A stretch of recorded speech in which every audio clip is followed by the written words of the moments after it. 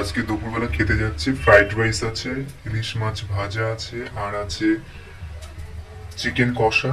দেখো, ফ্রিজে রেখে দিয়েছিলাম, প্রথমে গরম করে নিই।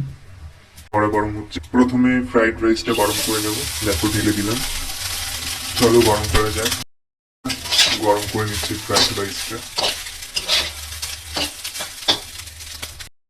মাছটা দিয়ে দিলাম যাতে গরম হয়ে যায়। একটু ভালো করে গরম করে নিচ্ছি। গরম হয়ে গেছে ফ্রাইড রাইসটা, এবার ঢেলে নেবো।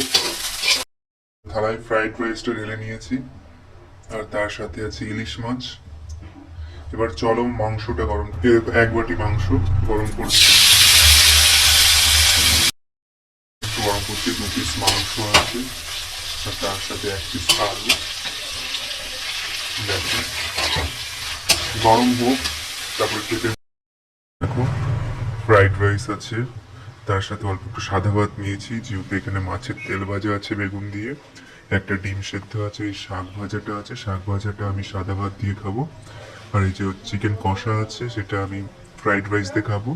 আর ইলিশ মাছটা ফ্রাইড রাইস দিয়ে খাবো। চলো খাওয়া যাক। খেতে কেমন হয়েছে খাবারগুলো বলছি। তেল দিয়ে খাচ্ছি প্রথমে, খেতে কিন্তু খুব ভালো ছিল। নিলাম, চিংড়ি মাছ দিয়ে ভেজেছে শাক ভাজাটা, সাদা ভাত দিয়ে শাক ভাজা খাচ্ছি।